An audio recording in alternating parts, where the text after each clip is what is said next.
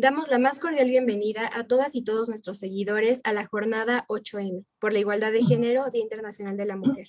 El día de hoy al conversatorio sobre las nuevas masculinidades. Damos el uso de la voz a la maestra Sonia Venegas Álvarez. Comenzamos. Muchas gracias. La Facultad de Derecho les da la más cordial bienvenida al conversatorio sobre las nuevas masculinidades.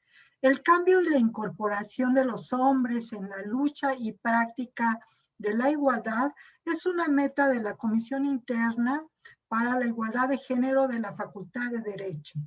La deconstrucción del modelo hegemónico de masculinidades, articulando además las luchas contra el sexismo, la homofobia, la transfobia, entre otras.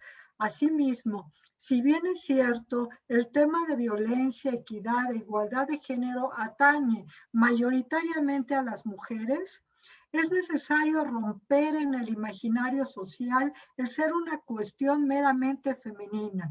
Se juzga pertinente fomentar desde la comunidad universitaria la idea de ser un tema que atañe también al género masculino, de tal forma que en su papel no se revele solo como el agresor, sino como un agente de entendimiento del mismo. Por ello, es del todo relevante la presencia de académicos interesados, sensibles a la problemática, que desmitifiquen a la materia como una cuestión de mujeres y que permitan tanto estudiantes como académicos y trabajadores comprender a la problemática como un fenómeno social que traspasa por mucho a un único sector de la población. Las alumnas y alumnos de la Comisión Interna para la Igualdad de Género de la Facultad de Derecho hicieron propuesta de este tema. Eligieron a los académicos expositores, los invitaron y estructuraron este conversatorio en dos mesas consecutivas. En esta mañana entenderemos que ser hombre, ser mujer, ser niño, ser niña, también se aprende y se reaprende. Cedo el uso de la voz a Samantha Rodríguez, alumna integrante de la comisión, quien moderará este evento. Muchísimas gracias, doctora Sonia. Antes de comenzar, me gustaría ceder la palabra al profesor Ricardo Rojas Arévalo, que el día de hoy nos acompaña para poder dar inaugurada esta mesa de reflexión. Muchísimas gracias, querida Samantha, María Teresa, doctora Sonia, amigo Rodrigo, Luis Alfonso, Carmen Huerta, Lorena, que por ahí debe estar, Karen.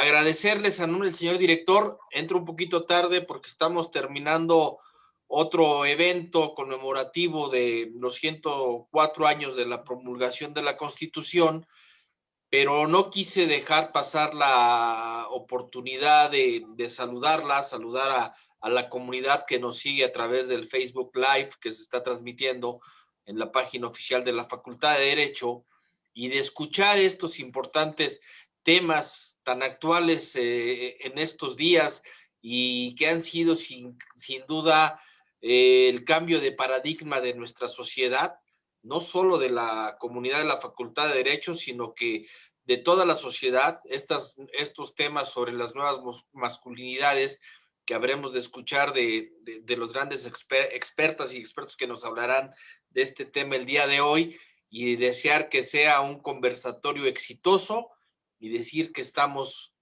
puestos para aprender cosas nuevas, para que nos ayuden a los hombres a deconstruirnos y seguir avanzando en este camino tan difícil que es el de la igualdad, de la mujer y del hombre, y llevarla más allá de lo que la ley dice, ¿no? Que la mujer y el hombre son iguales ante la ley, y llevarla a una realidad, a una sociedad que tiene muchos atavismos y muchos prejuicios, pero nos toca a todos poner algo de nuestra parte, y es por eso que estamos puestos a aprender, a deconstruirnos en beneficio de nuestra comunidad. Muchísimas gracias y que sea un conversatorio exitoso. Muchísimas gracias, profesor Ricardo. Antes de comenzar esta mesa, de igual forma, las integrantes de la representación estudiantil, así como académicas y quienes integran las mesas del día de hoy, consideramos que es pertinente aclarar que el fin de esta jornada, de toda esta semana, es tomar los espacios que históricamente se nos han negado. Como bien ya comentó la profesora Sonia, estas actividades se empezaron a organizar desde semanas de anticipación. Por lo tanto, no teníamos contemplado si es que se iba a realizar un paro por parte de las mujeres. Esto no significa que estemos en contra de parar, sino que es mostrar que no todas podemos hacerlo, y más cuando tenemos compromisos que cumplir. Los espacios de reflexión y diálogo han sido tomadas por y para hombres, por lo que nosotras también queremos participar. En este sentido, creemos que es importante aclarar que esto, para evitar malos entendidos sobre nuestras acciones y decisiones por el día de hoy. Así que, sin más, continuaré con la presentación de quienes el día de hoy nos van a acompañar en esta primera mesa de reflexión, así como advertir que en la segunda mesa habrá otros profesores que nos van a acompañar, al igual que otra moderadora que es mi compañera Kai. Por lo tanto, inicio con el doctor Rodrigo Vito Melgarejo, que es licenciado y doctor por la Facultad de Derecho de la UNAM.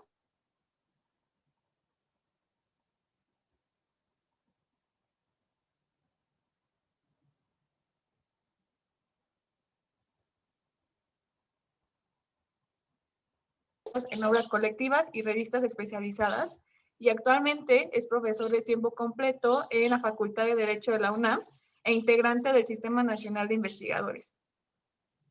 También nos acompaña el día de hoy el maestro Luis Alfonso Monterrosa Valadez, quien es licenciado y maestro en Derecho con mención honorífica por parte de la Facultad de Derecho de la UNAM, doctorando en el programa de estudios de posgrado en la Facultad de Derecho, profesor de asignatura de Lógica Jurídica y de Retórica para la Interpretación y la Argumentación Jurídica en la Facultad de Derecho, así como profesor definitivo de las asignaturas de Filosofía del Derecho y de Ontología Jurídica en la FES Aragón, profesor del posgrado en la asignatura de Teoría de la Argumentación Jurídica. Y también nos acompaña el día de hoy la maestra en Derecho por la Facultad de Derecho de la UNAM, María Teresa Lozano O'Reilly, quien también es candidata a doctora por el Instituto de Investigaciones Jurídicas de la UNAM con el proyecto de investigación Derechos Políticos Electorales de las Mujeres Indígenas de la Sierra Norte del Estado de Puebla. También ha participado en diversos proyectos de investigación y docencia relacionados con el derecho de las mujeres a una vida libre de violencia, y actualmente es profesora de la asignatura del curso superior de posgrado, Género y Derecho en la Facultad de Derecho de la UNAM. Sin más, estoy muy contenta de tenerles aquí presentes para poder iniciar con esta mesa. Y me gustaría comenzar con el doctor Rodrigo. ¿Qué entendemos que son las nuevas masculinidades y por qué son importantes este tipo de espacios de reflexión para los estudiantes y los maestros de la Facultad de Derecho? Muchas gracias, Samantha. Antes de comenzar mi intervención, quisiera agradecer desde luego a quienes integran la Comisión Interna para la Igualdad de Género de la Facultad de Derecho, a nuestras autoridades, la doctora Sonia Venegas, nuestro director, el señor secretario general, pues por la oportunidad de compartir esta mesa con ustedes y con los profesores Alfonso Monterroso y la profesora María Teresa Lozano. ¿Qué entiendo yo por nuevas masculinidades? Bueno, pues creo que las nuevas masculinidades, Samantha, son prácticas, y eso lo han dicho colectivos de hombres y masculinidades que no solamente buscan cambiar la forma de pensar, sino incidir en cambios sociales.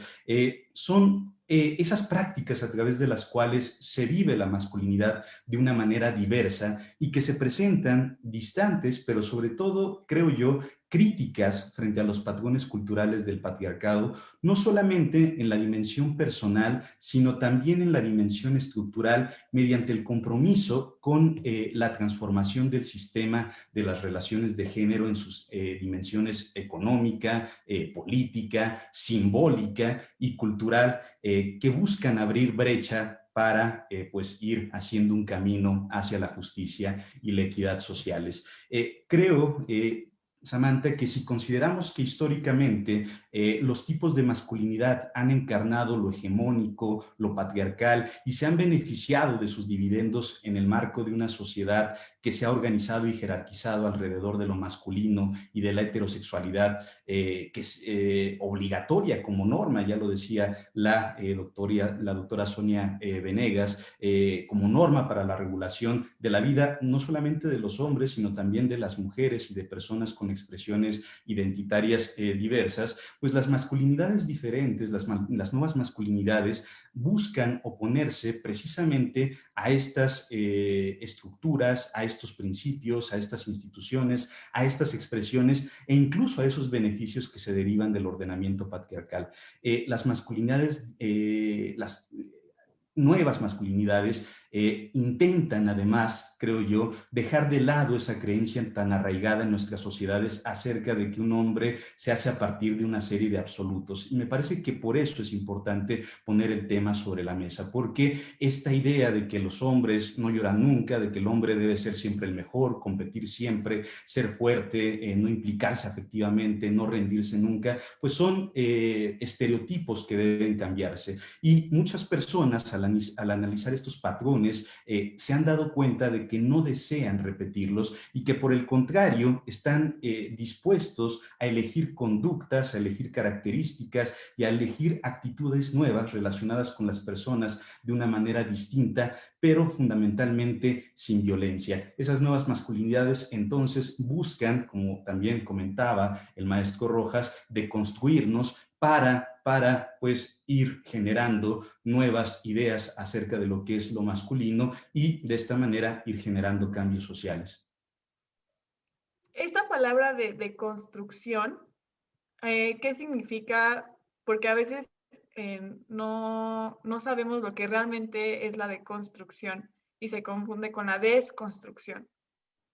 Sí, pues fundamentalmente creo que es ir dejando de lado pues, estos estereotipos, ¿no? Estas ideas que forman parte de la masculinidad hegemónica, esta idea de pues que hay ciertas características que son propias de los hombres, hay ciertas características que son propias de las mujeres, esta idea de una relación binaria que deja de lado muchos matices que pues son útiles para ir dejando de lado ciertas asimetrías que me parece se han generado a partir de estas ideas que han permeado en el derecho. Un derecho que, hay que decirlo, tiene género, un derecho que se ha construido a partir de ciertas ideas que en principio son objetivas, que en principio son neutrales, pero que lo que hacen en realidad es de alguna forma expresar o ir reproduciendo pues ciertos pensamientos que derivan de una masculinidad en concreto, que es esa masculinidad hegemónica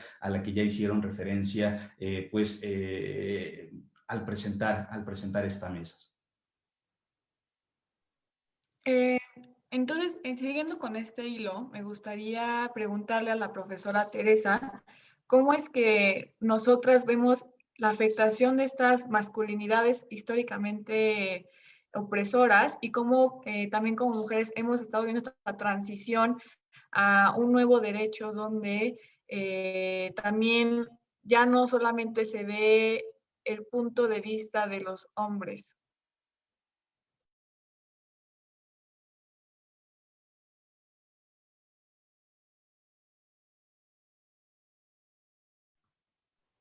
Su micrófono, doctora. Ay, discúlpenme, siempre me pasa lo mismo. Bueno, estaba yo agradeciendo, ¿no?, la invitación y felicitando, ¿no?, el trabajo que hacen en esta comisión. Me gustaría, Samantha, regresarme un poquito a la pregunta que le hiciste al doctor Rodrigo y hablarte un poquito sobre esta deconstrucción. No sé si te parece, el género, ¿no?, es o los estereotipos de género, finalmente, y bueno, para esto me voy a ir un poquito más atrás. Me gustaría hablar como la diferencia entre sexo y género, ¿no? El sexo son las características biológicas, las características físicas, hasta cromosómicas, químicas, que tenemos hombres y mujeres y son diferentes, ¿no? Y eso no cambia. Entonces, desde ese punto de vista, el sexo no cambia y nos hace ser diferentes a hombres y a mujeres. Por el contrario, el género ha sido una construcción una construcción cultural que a lo largo de los años ha ido cambiando, ¿no? Y aún hoy en día es diferente esa construcción de género. Ahorita cómo lo vivimos en la Ciudad de México, a cómo se vive, por ejemplo, en la Sierra Norte de Puebla, o a cómo se vive en Japón o en algún otro lado, ¿no? Entonces esta construcción nos marca los modelos de cómo deben ser los hombres y cómo deben ser las mujeres, ¿no? Para encajar dentro de una determinada sociedad en un momento determinado, ¿no? Quienes se salen de esta construcción, entonces son rechazados o rechazadas, ¿no? O discriminados o discriminadas. Entonces, y esta construcción de género tradicionalmente pues ha asignado determinados roles a las mujeres y determinados roles a los hombres, ¿no? Que nos colocan a las mujeres tradicionalmente o históricamente en una posición de inferioridad o de desventaja frente a los hombres, ¿no? Que en este caso pues son quienes ejercen su poder sobre las mujeres, ¿no? Son quienes tradicionalmente han tomado las decisiones en los espacios públicos, ¿no? Quienes han estado en los espacios económicos, en los espacios sociales, ¿no? Y las mujeres tradicionalmente pues hemos estado relegadas a espacios privados, ¿no? Realizando tareas de cuidado, ¿no? Y de crianza de los hijos y de las hijas, etcétera, ¿no? Entonces esta relación a lo largo de los años, bueno, desde luego ha lastimado, ¿no? Ha impedido que las mujeres ejerzan o ejerzamos nuestros derechos de manera plena, ¿no? No nos ha permitido tener las mismas oportunidades que los hombres, ¿sí?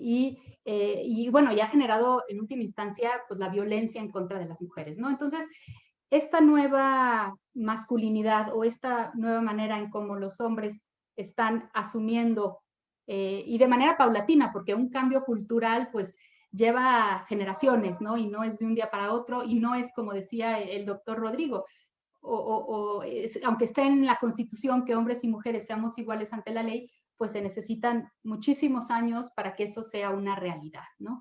Afortunadamente, pues vamos por buen camino, ¿no? El simple hecho de tener un espacio como el de ahorita, ¿no? En que estén hombres hablando de las nuevas masculinidades, pues yo creo que ya es un paso enorme que estamos dando, ¿no? Y ya estamos sembrando la semillita para que esto sea un cambio y para que sea una realidad el que hombres y mujeres tengamos las mismas oportunidades, ¿no?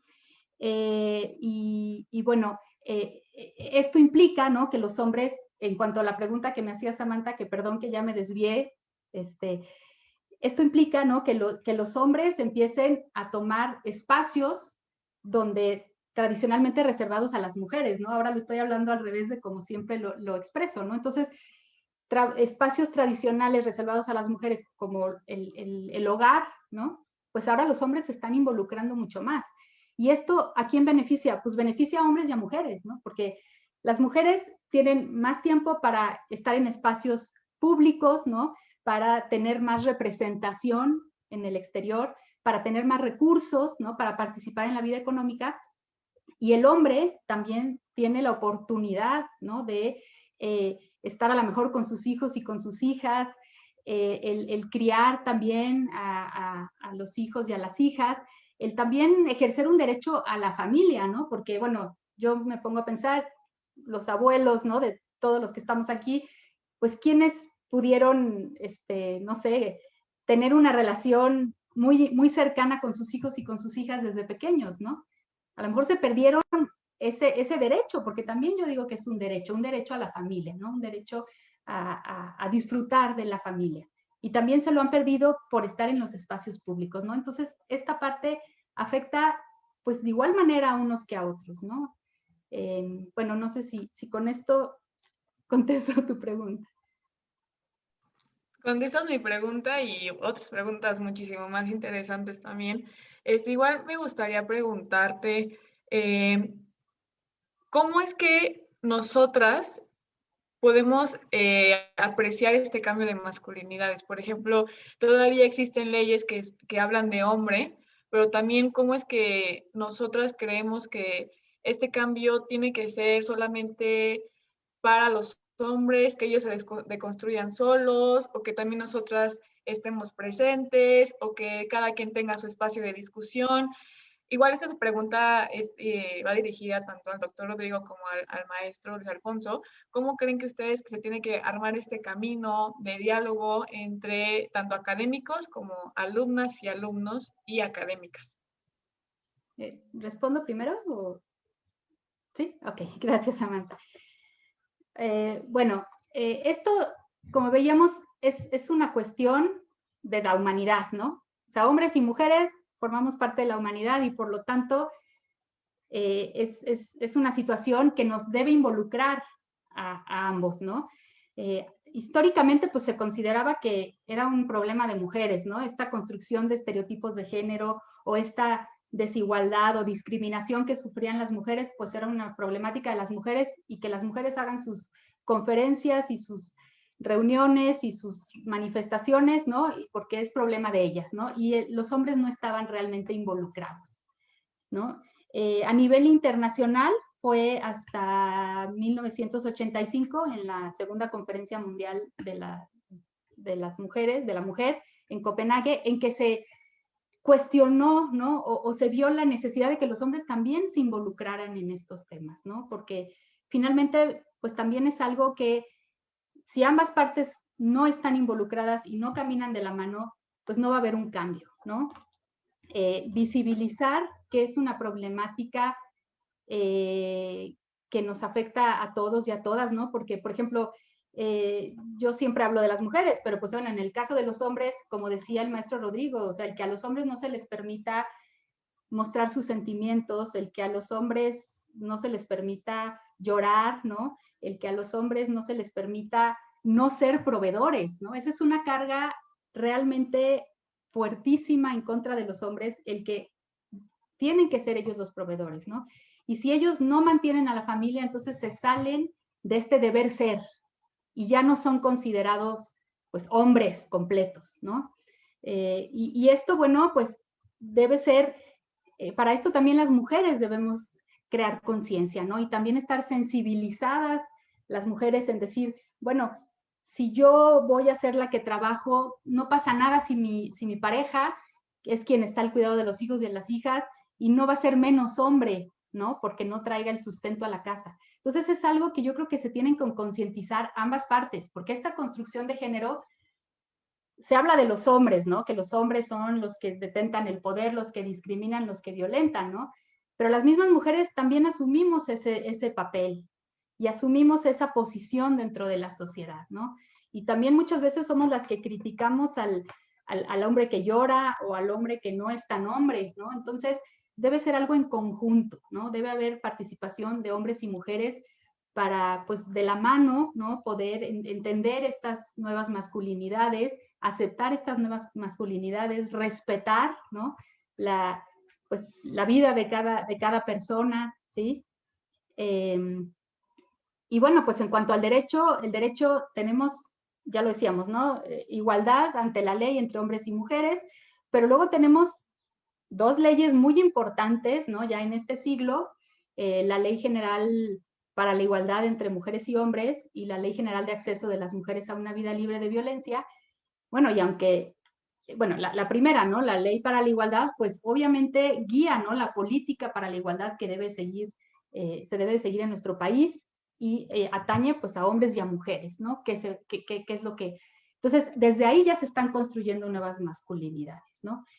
La segunda que les menciono, la Ley General de Acceso, pues también, ¿no? Establece las políticas para prevenir, para sancionar y para erradicar la violencia en contra de las mujeres, lo que implica también cuestionar, ¿no? Estos roles de género,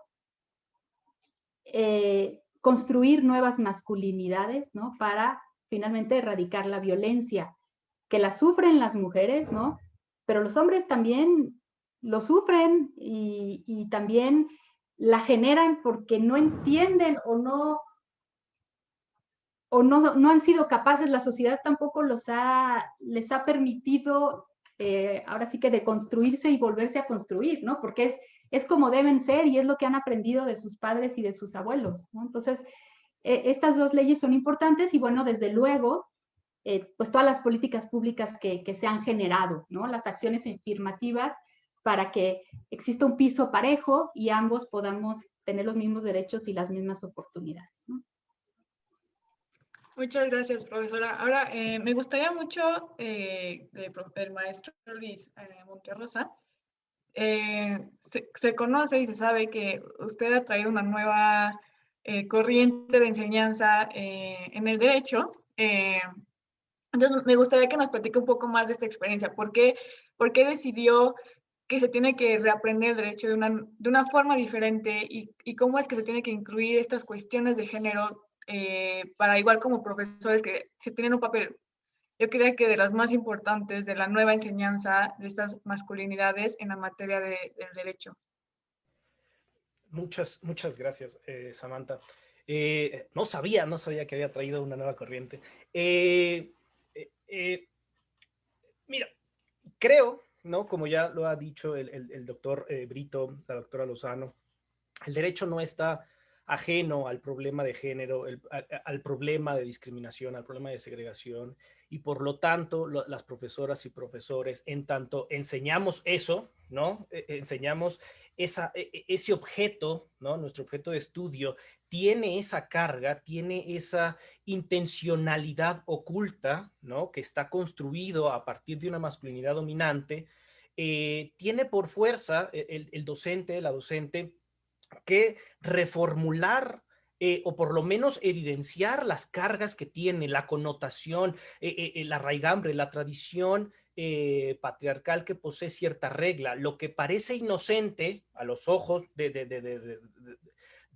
no entrenado, diríamos, lo que parece inocente, en realidad, a partir de que lo vemos con perspectiva de género, ya sea desde una perspectiva masculinista o desde una perspectiva feminista, nos podemos dar cuenta de que en realidad lo que parece ser un derecho, en realidad es lo contrario, ¿no? Que el hecho de que en los tribunales, por ejemplo, ponía la doctora Lozano, el tema de familia, el hecho de que en los tribunales de manera un tanto sistemática se le dé la guardia y custodia al menor a la madre, lo podemos entender como un derecho, pero al final no es más que la carga que se le impone a la madre, ¿no? Es decir, y lo mismo puede pasar con el hombre. Hay muchas cuestiones que van más allá de lo inocente, de lo imparcial. El derecho tiene una carga, el derecho tiene una connotación, el derecho fue construido por personas, ¿no? Es decir, a veces se nos olvida, a veces en esta idea de teorizar e hiperteorizar empezamos a ver al derecho como un sistema, como una entelequia creada por otra entelequia y no nos damos cuenta o no nos percatamos o queremos olvidar que fue creado por humanos y en tanto creado por humanos es un sistema imperfecto, un sistema que tiene deficiencias y un sistema que debe ser cuestionado en todo momento, ¿no? Que a veces somos educados bajo la idea, específicamente en la Facultad de Derecho, en las facultades de Derecho, bajo la idea de que el estudiante de Derecho pues, debe de acatar las reglas, que debe obedecer las reglas, que debe seguir las reglas, pero nunca se le enseña a analizar las reglas, a reflexionar las reglas, a pensar las reglas, a criticar las reglas, a atacar las reglas e ir en contra de las reglas, ¿vale? Precisamente porque el estudiante de Derecho, el próximo profesional del Derecho, sabe lo que es el derecho, él debería de ser el primero en la fila para decir esto está mal y esto debe de ser reformulado, esto debe de ser cambiado. No debería de ser el primero en defender algo que es indefendible, ¿no? En ese sentido, creo que la enseñanza también tiene que dejar eso, ¿no? Creo que esa era la pregunta. Y igual, si este sistema ha sido creado por y para hombres, igual la enseñanza del derecho ha sido creado por y para hombres, ¿no? Entonces, ¿qué retos? Igual esta pregunta, terminando con el profesor Monterrosa, me gustaría que me respondiera el doctor Brito, ¿qué retos ustedes han visto que han tenido que enfrentar una y otra vez para poder cambiar esta concepción de la enseñanza del derecho con este derecho duro y este derecho de tienes que ser fuerte y no puedes mostrar ninguna emoción, y como hombre tienes que ser como este prototipo de abogado, ¿no? Y esto como que, y que ustedes qué han hecho para darle la vuelta a esta enseñanza tradicionalista del derecho. Sí, Samantha, creo que es una pregunta muy importante porque generalmente en las aulas se nos decían que para resolver un problema jurídico, pues muchas veces lo primero que tendríamos que hacer es acudir a lo que dice la norma. Pero si como ha señalado la profesora Lozano, el profesor Monterrosa, pues muchas veces esa norma está cargada de género, pues a veces nos nubla un poco la forma de entender de manera o en la justa dimensión precisamente esas normas jurídicas. Creo que ahora lo primero que tendríamos que hacer es pues cambiar el sistema, es primero atender a la persona que está involucrada en ese problema jurídico, después al contexto en el que se encuentra involucrada esa persona para después poderla leer la norma de una manera diversa. Creo que en este sentido va esta tendencia de pues, establecer protocolos para juzgar con perspectiva de género, pero también protocolos para juzgar casos en los que se encuentran involucradas personas con discapacidad, etcétera, porque creo que hemos dejado de lado un tanto a la persona cuando está en este sentido, ¿no? Creo que esta idea de atender a quién está involucrado, en qué contexto está involucrada esa persona, cuáles son las características que vive, pues hacen entender el derecho de una manera distinta, y creo que ahí, hacia allá es a donde debemos de apuntar. Creo, y yo lo voy a decir siempre, el derecho tiene género, ¿no? Y reconocer a los hombres, hablando de nuevas masculinidades, como sujetos de género a partir de planteamientos que permitan dejar de lado ese modelo hegemónico, a partir de ideas que nos permitan asumir la lectura del derecho considerando a la persona, a sus circunstancias, pues es necesario para lograr un cambio a través de lo jurídico, ¿no? Si seguimos reproduciendo ese esquema de asignación binaria de la identidad sexual, de la figura del abogado en nuestras aulas, porque pues esta es la forma en que la sociedad, esta es la forma en que la cultura ha hecho que entendamos esas figuras, pues vamos a seguir reproduciendo esas asimetrías que existen, vamos a seguir encontrándonos en un complejo entramado de las expectativas y de las imposiciones exogenéricas sobre las personas que se consuma en una primera exclusión estructural, que es la de las personas cuya identidad no ajusta o no se ajusta a estos modelos, ¿no? Y a esta primera exclusión lo que siguen son otras formas de opresión basadas en las diferencias que culturalmente, como decía la maestra Lozano, hemos construido. Por ello, creo que aun cuando la determinación de las disposiciones jurídicas y la adjudicación judicial pues han avanzado también bastante en los últimos años en estas materias, lo cierto es que todavía hay muchas situaciones en las que el derecho sigue produciendo relaciones de género asimétricos y reproduce ese modelo de masculinidad hegemónico. Nosotras tendríamos que luchar por acabar pues con esta idea y hacer ver que esos ideales de neutralidad y de objetividad, tal como se celebran en el derecho, pues son en realidad muchas ocasiones valores masculinos de carácter hegemónico que han llegado a plantearse como universales. Entonces, las masculinidades diferentes, las nuevas masculinidades, creo yo que tendrían que impulsar el cambio en el discurso que construye el derecho sobre lo que significa ser hombre. Carol Smart, por ejemplo, ha señalado de manera muy clara que el derecho opera al modo de una tecnología de género, ¿no? En la medida que puede constituir un proceso de producción de identidades de género. Por eso hablar de y ejercer masculinidades diferentes puede ser, creo yo, en el aula una herramienta importante para ir cambiando esos estereotipos, para ir cambiando la forma en que leemos, en que entendemos y aplicamos el derecho. Y es que estoy convencido de que si el género crea derecho, como lo hemos planteado, el derecho también puede puede abrir la puerta a la creación de género. Lo jurídico, me parece, puede ayudar a producir roles de géneros tradicionales, pero también puede ser una herramienta de cambio que nos permita transformar esos roles a fin de desestructurar las relaciones de poder subyacentes en la sociedad. Muchísimas gracias, doctor Brito. Y bueno, profesor Luis Alfonso, no sé si quiera agregar su punto de vista.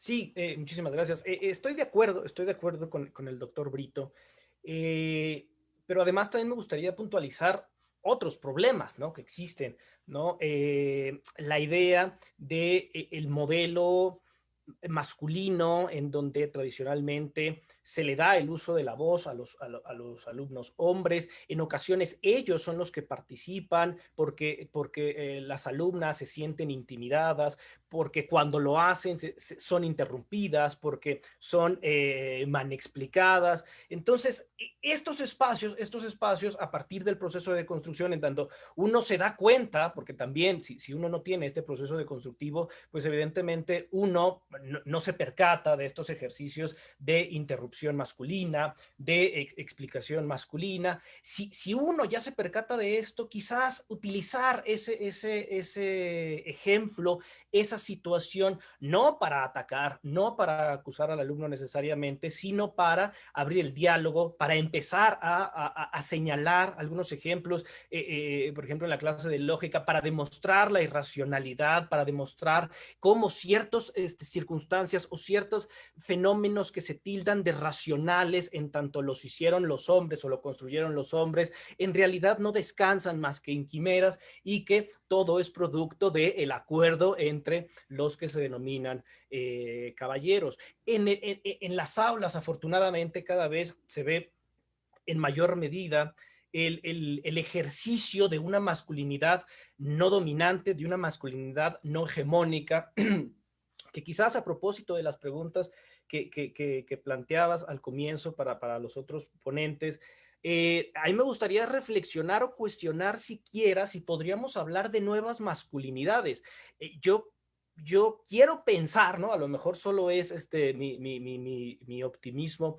Quiero pensar que no realmente son nuevas, ¿no? Es decir, que ya en otro tiempo hubo hombres que quisieron ejercer la masculinidad de una manera no hegemónica, pero probablemente por las circunstancias en las que vivían, por el momento histórico en el que atravesaban, probablemente fueron producto de vejaciones, fueron producto de no reconocimiento, y entonces a lo mejor me falta solo estudiar más a profundidad el tema, pero quiero pensar que hay formas que hoy entenderíamos como nuevas masculinidades en el pasado. Solo es cuestión de que ahora existe la coyuntura, afortunadamente, que más y más hombres nos estamos sumando en este ejercicio deconstructivo, una deconstrucción que nunca acaba, que simplemente podríamos tildar de grado, ¿no? Es decir, ya empecé, ya voy avanzando, llevo 10 años, llevo 20 años, pero no hay un proceso completamente deconstructivo. Es decir, yo ya estoy deconstruido, ¿no? Yo ya no soy machista. En tanto fuimos formados en la sociedad en la que vivimos, tenemos algo allí, ¿no? Entonces, no se trata de señalar, no se trata de decir, mira, eres machista y entonces todo mal. Se trata de evidenciar ese machismo, de crear ese cobro de conciencia, de decir, tienes razón, lo que acabo de decir fue machista, no va a pasar absolutamente nada por reconocerlo, ¿no? Que en ocasiones el hombre, ya sea que tenga un proceso de construcción iniciado o en lo absoluto, cuando se le demuestra, cuando se le intenta señalar el machismo en mayor o menor medida que puede tener uno, a veces la reacción es defensiva, ¿no? Es decir, yo no puedo ser eso, ¿no? Es decir, jamás, ¿no? Yo ya soy aliado. Y no es el caso. Quizás debería de haber honestidad epistémica, honestidad de la formación en la que uno vivió, y decir, bueno, sí, a ver, explícame, no alcanzo a dimensionar por qué este comentario, por qué esta expresión, por qué esta actitud fue machista. Si me lo explicas, puedo analizar a profundidad, puedo lograr un proceso de constructivo mayor, y entonces en el futuro no hacerlo, ¿no? Entonces, hay que cambiar esta idea de de que uno ya está hablando de esos temas y ya es completamente libre para acusar a todo el mundo. No se trata de acusar, se trata de de cuestionarnos constantemente, ¿no? La deconstrucción es eso, ¿no? No es destruir, como bien se señalaba, sino ir quitando pieza por pieza, ir analizando las piezas que supuestamente constituyen la construcción y ver si están respaldadas en algo o están simplemente sostenidas en aire. Si nos damos cuenta que algo está sostenido en aire, bueno, pues se va a la basura porque no funciona. Si me doy cuenta que algo está construido dentro de mi formación cultural en la que he vivido y en la que me he formado como hombre, está construido a partir de un sistema, de un régimen patriarcal dominador, bueno, pues entonces desecho eso, pero habrá otras piezas que quizás no merezcan ser descartadas. No se trata de tirar todo el modelo, sino se trata de tirar las piezas que no funcionan, las piezas que no cuadran. Entonces, desde la academia creo que el papel del docente no debe ser de señalador con dedo flamígero, pero sí de advertir estas relaciones, tampoco de hacerse de la vista gorda. Si se ve una situación de estas, si se percata una de estas situaciones, hacerla notar, hacerla palpable, no con ánimos de señalar, insisto, sino de educar y reeducar. Pienso. Muy interesante todo lo que estamos comentando. Y me gustaría, para ir medio cerrando con sus tres participaciones, tocar un punto muy importante que se ha estado hablando sobre el pacto patriarcal, ¿no? Me gustaría preguntarle primero a la profesora Teresa. Usted ha sido alumna, bueno, estudiante, sigue siendo estudiante, pero también es académica e investigadora. ¿Y cómo este pacto patriarcal ha afectado tanto la enseñanza del derecho como el aprender el derecho? Tanto a nosotras como estudiantes, académicas e investigadoras, pero también a los estudiantes académicos e investigadores. Sí, gracias, Samantha. Bueno, aquí me gustaría retomar algo muy cierto, ¿no? Que dijo el profesor Luis Alfonso, que es el tema de las alumnas, ¿no? Que muchas veces, y me incluyo, ¿no? O sea, me incluyo yo hace muchos años, y yo, como bien dice Samantha, que todavía soy alumna, en muchas ocasiones nos sentimos todavía, ¿no? Todavía, y bueno, siendo profesoras académicas, ¿no? Que debíamos tener como pues más seguridad, ¿no? En lo que estamos diciendo. Muchas veces nos sentimos como que mejor no tomamos la palabra o no hablamos porque pues quizá lo que yo diga vaya a estar mal, ¿no? Y bueno, eso se refleja en las alumnas, ¿no? Las alumnas, bueno, en esta ocasión bueno, tengo yo un grupo con puras mujeres, pero las ocasiones en que he tenido grupos de hombres y mujeres, efectivamente, ¿no? Los hombres son los que hablan, los hombres son los que participan, entonces luego una también como maestra, inclusive, ¿no? Si nos falta sensibilidad, pues entonces pensamos, no, pues es que los hombres son los que estudian, los que saben, los que tienen el interés, ¿no? Y entonces es como que se va, es una bola de nieve, ¿no? Las mujeres no hablan porque sienten que no tienen la autoridad, ¿no? O que no tienen un respaldo en lo que están diciendo, entonces los hombres hablan más.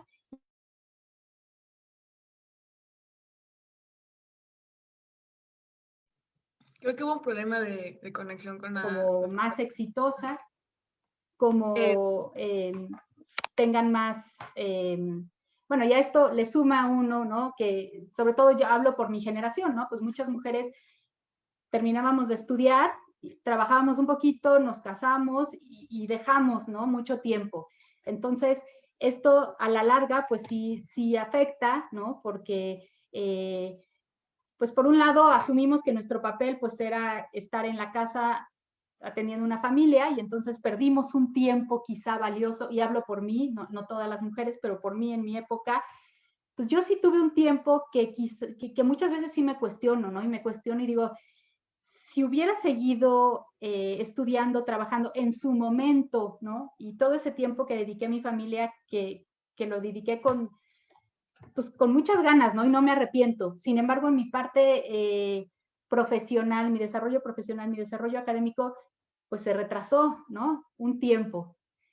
Sin embargo, las mujeres que decidieron entonces seguir con su desarrollo profesional o con su desarrollo académico, pues entonces a lo mejor se perdieron de la parte también pues de tener una familia, jóvenes y demás, ¿no? Entonces siento que sí es como una decisión para las mujeres que no puedes, bueno, actualmente es mucho más fácil, ¿no? Con la corresponsabilidad de los hombres, con esta, estoy de acuerdo, no son nuevas masculinidades, pero ya es una masculinidad mucho más maleable, ¿no? Mucho más que acepta otros roles, y entonces es mucho más fácil ahora para las mujeres, ¿no? Y afortunadamente, gracias a esto, pues ya vemos mucho más mujeres investigadoras, mucho más mujeres en la academia, ¿no? Sin embargo, por ejemplo, en la Facultad de Derecho, siendo que hay más alumnas que alumnos, pues sigue habiendo mucho más profesores hombres, ¿no? Que mujeres. Y sobre todo, profesores que tienen, bueno, la plaza, ¿no? Y que llevan ahí, pues muchos años y demás. Y las mujeres sabemos muchas profesoras de asignatura que pues no tenemos, estamos, hay semestres que estamos, hay semestres que no, ¿no? Y bueno, pues yo creo que ahí respecto a lo que me preguntabas, ¿no? De los espacios académicos, pues todavía, ¿no? Las mujeres estamos un escalón abajo, ¿no? Por esta cuestión cultural, ¿no? Que por un lado no nos ha faltado quizá el impulso, ¿no? La seguridad que por otro lado tienen los hombres pues por ser hombres, ¿no? No hay otra respuesta. Y bueno, por otro lado, al seguir un patrón, un deber ser, ¿no? De la sociedad, pues a lo mejor hemos optado por estar en otros espacios en la vida pública, ¿no? Muchísimas gracias, doctora. Ahora mi pregunta es la misma tanto para el doctor Brito como para el profesor Luis Alfonso.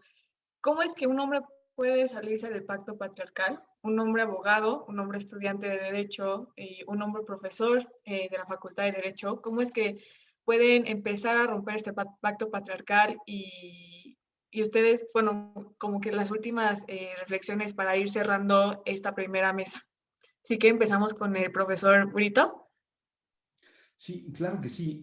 Pues yo creo que tendríamos que considerar o deberíamos tener nosotros como hombres muy claro que pues esa masculinidad hegemónica que nos ha dado una posición privilegiada en las sociedades a través de esta construcción tradicional de género, pues también nos afecta. Yo leía hace algunos días en la prensa que no nos damos cuenta de que precisamente este privilegio tiene un costo que pasa desapercibido también para nosotros. Y ese costo es la condena a estar obligados a perpetuar ese mandato de masculinidad y que sin darnos cuenta, pues también nos va consumiendo a nosotros en todos los sentidos, ¿no? En ese artículo que me pareció bastante interesante, hay una analogía que me parece muy representativa de lo que es esta idea de masculinidad tan rígida que tenemos, ¿no? Se dice que la masculinidad puede ser representada por los mazapanes, ¿no? Los mazapanes que si los ves desde afuera, si los observas desde afuera, pues parecen sólidos y tienen una estructura. Y sin embargo, apenas les quitas la envoltura, se desmoronan. Me parece que nosotros también tendríamos que ir pensando en ir cambiando la forma en que pues enseñamos el derecho, la forma de ir cambiando este pacto, porque también somos afectados. No solamente existen masculinidades hegemónicas, sino también existen masculinidades subordinadas que han sido definidas en doctrina como masculinidades cómplices, es decir, aquellas masculinidades que encuentran también esas asimetrías frente a la masculinidad dominante y que, sin embargo, gozan de ciertos privilegios y por tanto se quedan ahí sin querer hacer un cambio en esta idea de, pues, atacar estos estereotipos que han generado, pues, una desigualdad muy importante. No creo que nuestra manera de romper el pacto, pues, es entender que seguir manteniendo esa masculinidad hegemónica también nos afecta a nosotros. Muchísimas gracias, profesor Brito. Y bueno, profesor Luis Alfonso, en el mismo sentido la pregunta sobre el pacto patriarcal, igual no sé si me gustaría como platicarlo y dar sus reflexiones sobre el mismo. Sí, ¿cómo lo hice?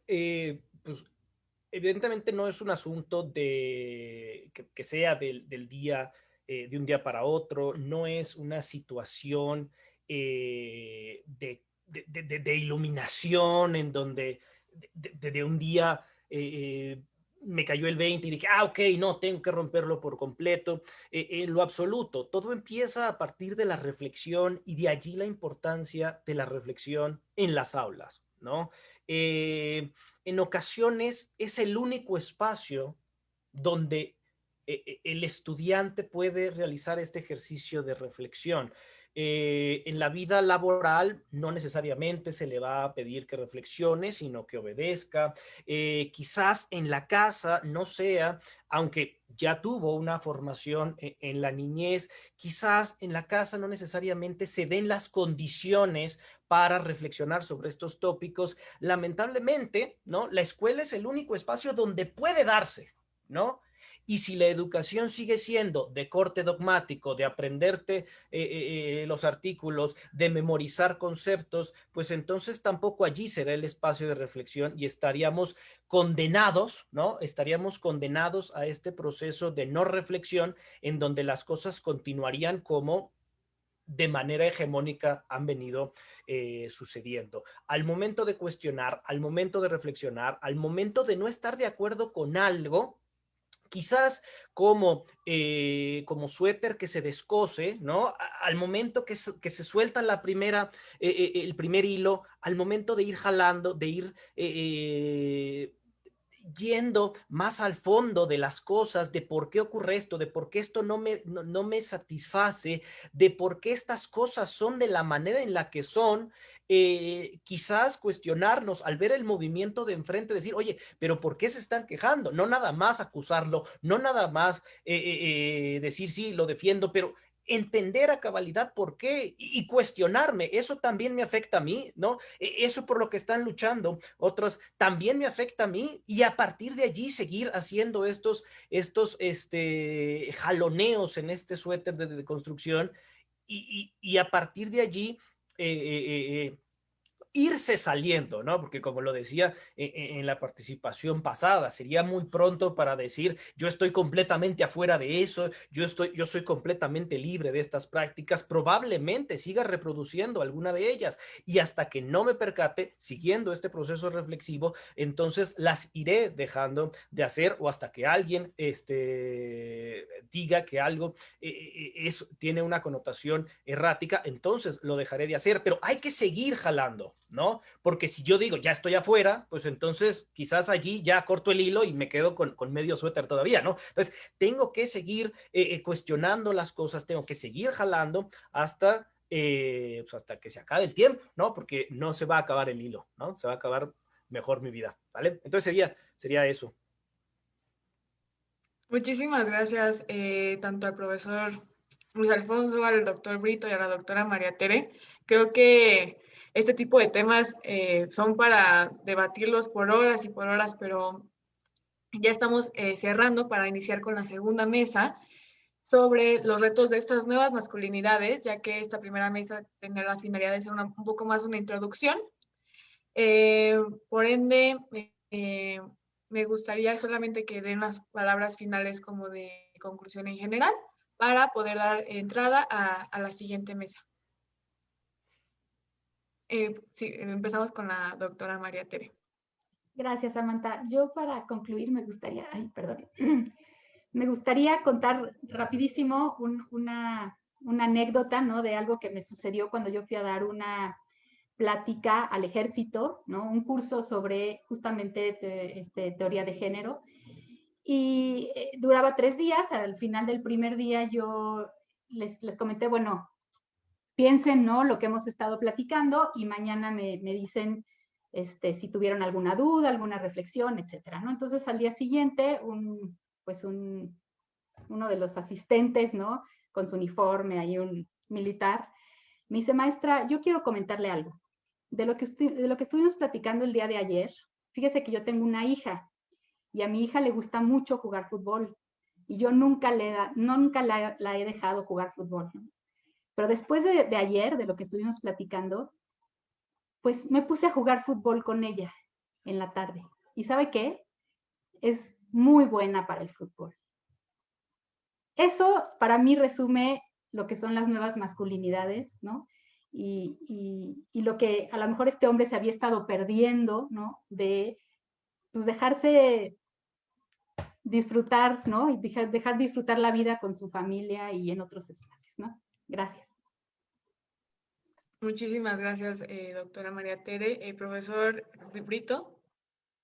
Sí, muchas gracias, Samantha. Yo quisiera cerrar pues diciendo que las nuevas masculinidades o las masculinidades diferentes, porque como ya se ha señalado aquí, pues hablar de nuevas masculinidades puede ser incluso tautológico porque pues las masculinidades se van construyendo día con día, deben presentarse como un discurso de resistencia frente a la masculinidad hegemónica y como un instrumento también para cuestionar, pero sobre todo para transformar las relaciones de poder, ¿no? Y creo que en ese proceso de transformación de las representaciones, el derecho es una herramienta muy útil para desmontar privilegios, es una herramienta muy útil para terminar con la dominación social de los hombres sobre las mujeres y sobre lo feminizado, ¿no?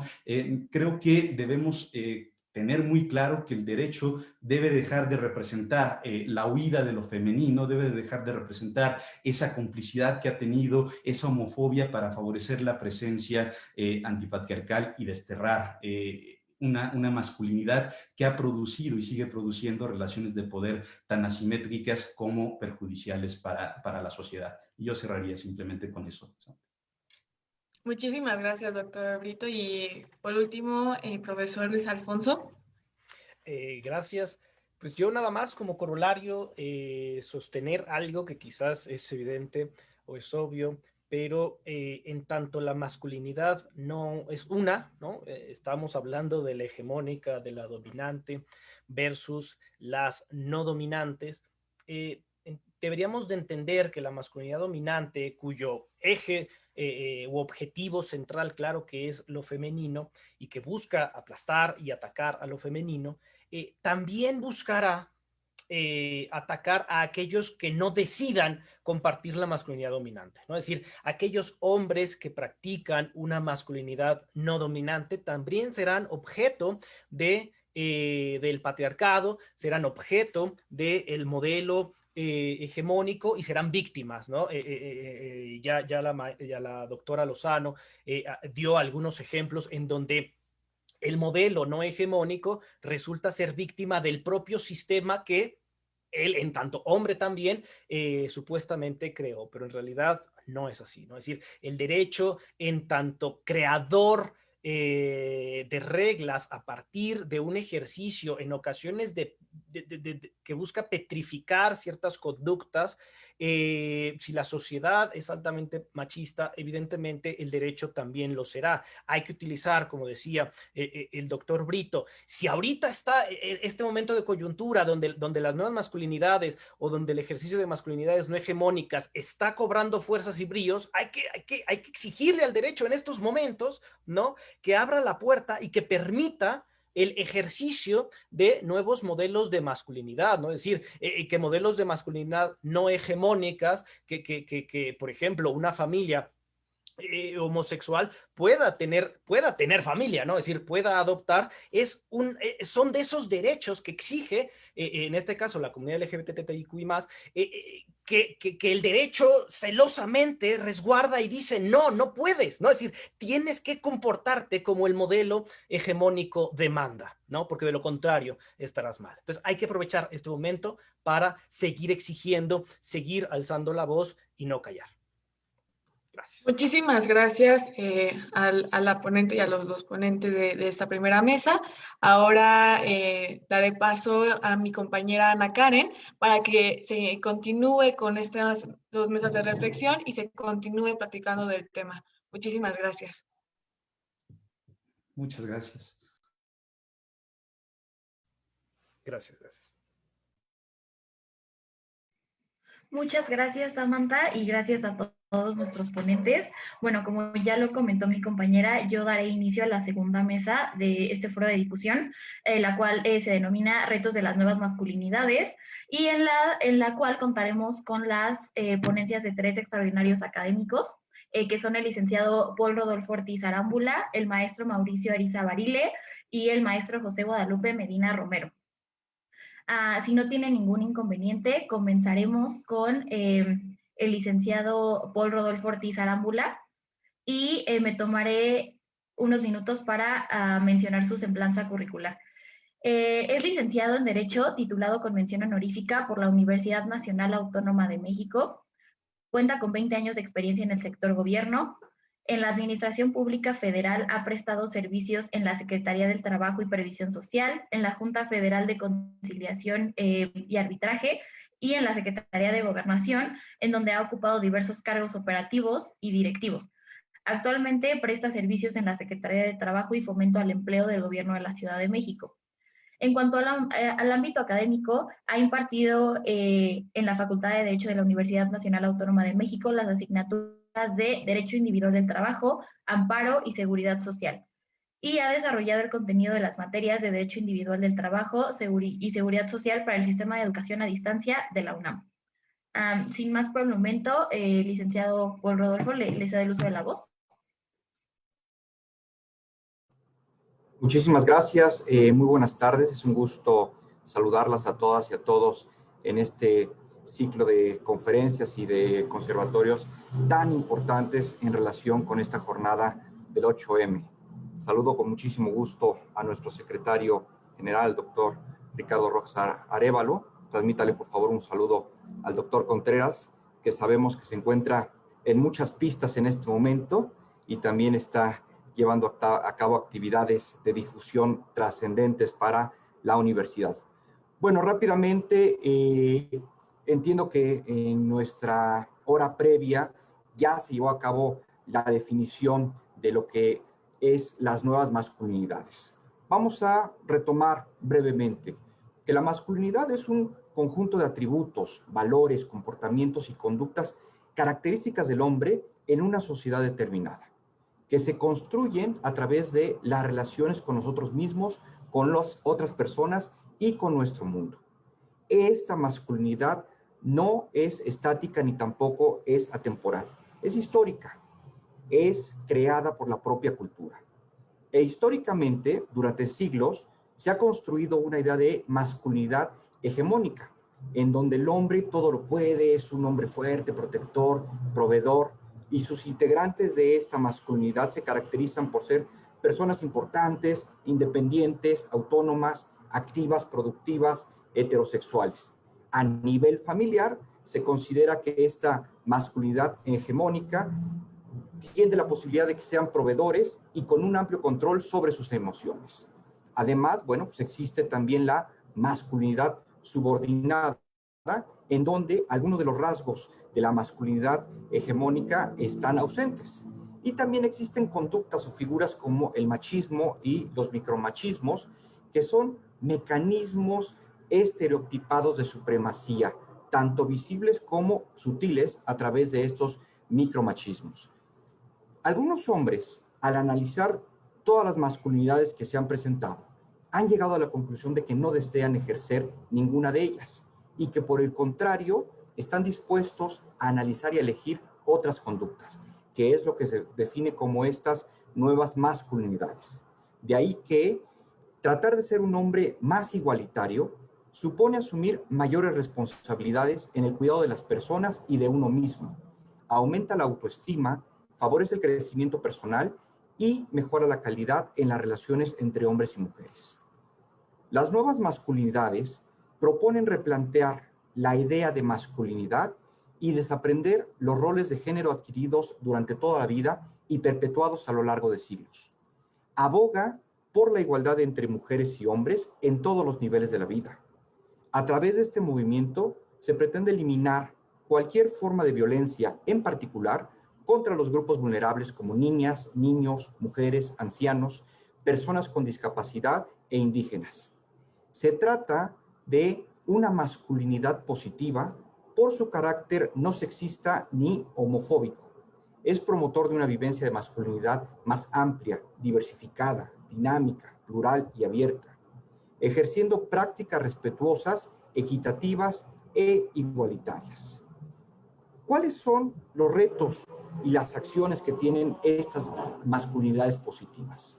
Existen una serie de cualidades que tienden a compartir el control de la realidad con las mujeres, a no utilizar el poder para poder imponerse a otras, a promover formas justas de vivir en la sociedad, a luchar por disfrutar de su trabajo y de su hogar por igual, a compartir también las labores domésticas y el cuidado de sus hijas y de sus hijos.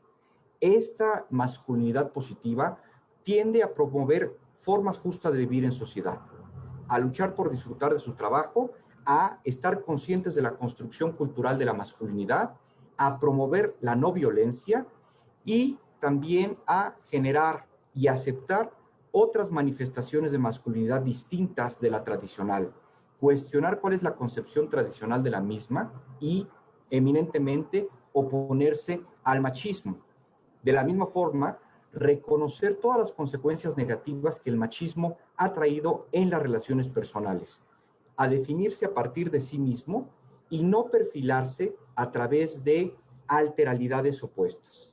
Pero sobre todo, la masculinidad positiva tiende a ser capaz de desarrollar capacidades positivas entre los varones y siempre a mostrarse abierto y receptivo ante los demás. Este nuevo concepto no impone ni sugiere un nuevo modelo a seguir, ni constituye tampoco una serie de requisitos para catalogar a un varón como no machista y no homofóbico. Es más bien un concepto que reúne distintas expresiones masculinas que sirven para identificar comportamientos nuevos y positivos en el varón. Aquí me gustaría introducir el primer planteamiento. ¿Cuál es el papel de las y los profesores en el aprendizaje de las nuevas masculinidades? Es muy claro que la escuela y la familia constituyen dos de las más importantes instituciones que participan activamente en los procesos de construcción de la masculinidad. Desde niños estamos muy atentos de lo que ocurre a nuestro alrededor con nuestra familia. Y la forma como nuestros padres comienzan a educarnos es que comenzamos a generar nuestra propia masculinidad. La escuela ofrece oportunidades para compartir actividades, intereses y proyectos cotidianos mediante los cuales siempre se crean alianzas, complicidades, rivalidades y vínculos afectivos entre los varones. Por eso es un espacio también de redefinición social que nos permite modificar muchísimos patrones y también nos permite llevar a cabo acciones de deconstrucción de creencias y estigmas generados por las propias personas. De hecho, quiero comentar que una investigación que se hizo con estudiantes en la UNAM entre quinto y séptimo semestre de diversas carreras arrojó que la posibilidad de modificar las masculinidades siempre está limitada por los elementos culturales, sociales o educativos, pues depende totalmente el medio rural o urbano, el sector socioeconómico, la estructura de las familias, la educación religiosa, el modelo pedagógico que se imparte en las escuelas, los grupos que surgen entre pares y la formación profesional, lo que incide en el desarrollo de la masculinidad, pero sobre todo en la posibilidad de llevar a cabo los procesos de desconversión.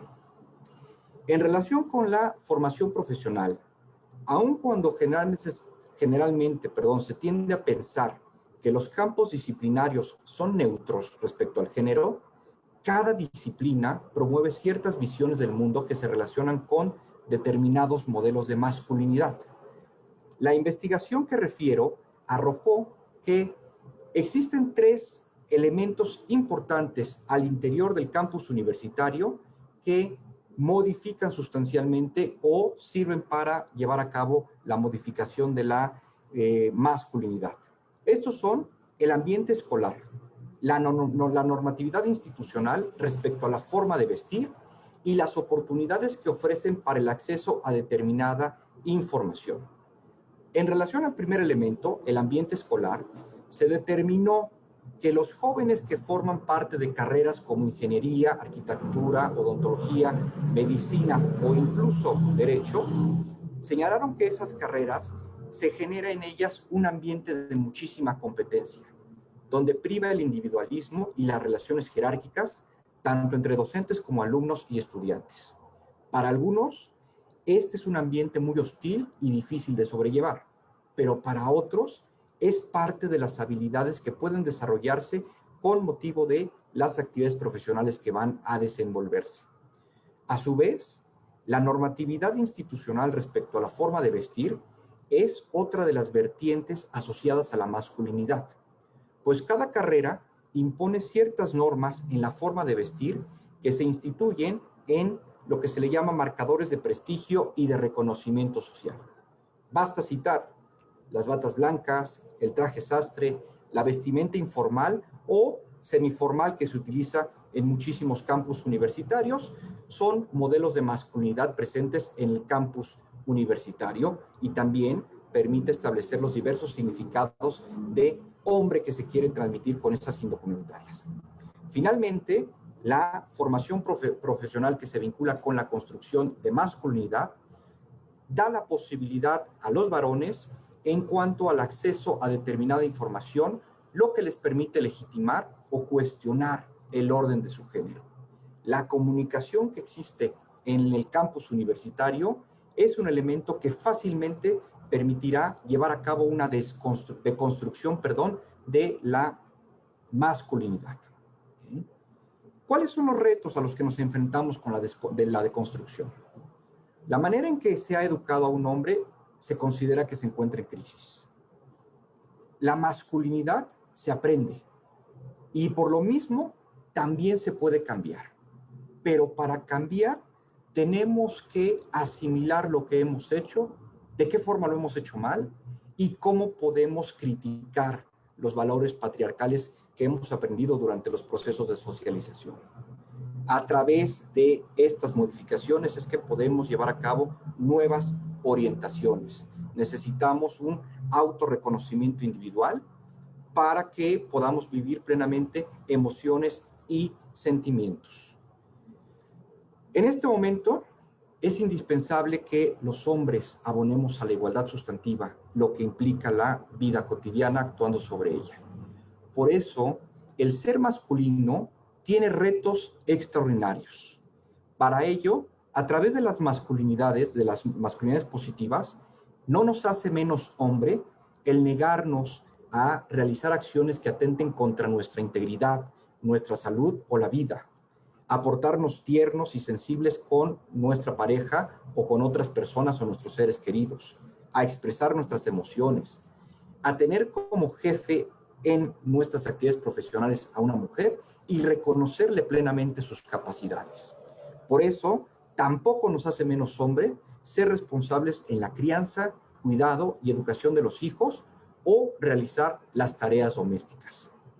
Por eso, es trascendente romper paradigmas e identificar con precisión cuál es la importancia de la incorporación plena de la mujer al trabajo, sobre todo el trabajo remunerado, tomando como base las nuevas herramientas tecnológicas y también las actividades del teletrabajo. Es importante también que los varones entendamos la importancia de estar presentes, pero también ser activos en el hogar, de asumir con corresponsabilidad las labores de la casa, de la atención de las hijas de los hijos y del cuidado de las personas mayores y de las personas enfermas. Y también tenemos que asumir la responsabilidad de repartir de manera igualitaria las responsabilidades de la casa.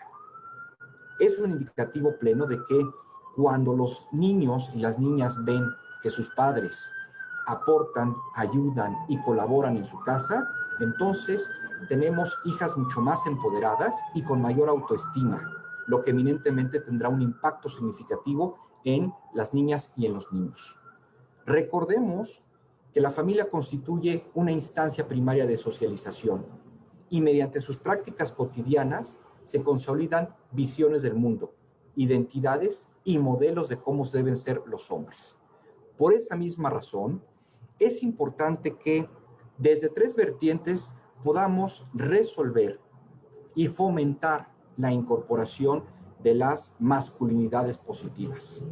Primero, desde el punto de vista educativo, el modelo de masculinidad en que debemos enseñar debe basarse en una igualdad, en una equidad, en configurar a la persona como sujeto autónomo. También es importante generar modelos justos de enseñanza-aprendizaje. Es indispensable que el binomio alumnas, alumnos y profesores construyamos identidades sexuales y culturales de manera equitativa, sin exclusiones y sin privilegios, sin acosos y en oposición a cualquier tipo de violencia simbólica. De construir en el plano académico es extraer en todo momento los valores femeninos a la debilidad y la insumisión, y los valores masculinos a la fuerza, al control, a la dureza emocional y al uso de la violencia. Es imperativo, sobre todo, diseñar y ofrecer espacios de igualdad en los centros escolares. El sistema educativo debe también priorizar la lectura de textos feministas. Es importante de construir la historia y analizarla desde la perspectiva de género. En otra vertiente, es importante llevar a cabo reformas al marco legal que propicien el involucramiento de los hombres en la corresponsabilidad de las labores del cuidado y el reconocimiento de la paternidad responsable. Y esto, bueno, tan solo viene en el hecho de que, por citar un ejemplo, la licencia de paternidad prevista en la Ley Federal del Trabajo otorga 5 días al varón por nacimiento de su hijo o por la adopción de un infante, lo cual significa a todas luces un tiempo insuficiente para que los padres puedan involucrarse plenamente y ejercer una paternidad responsable.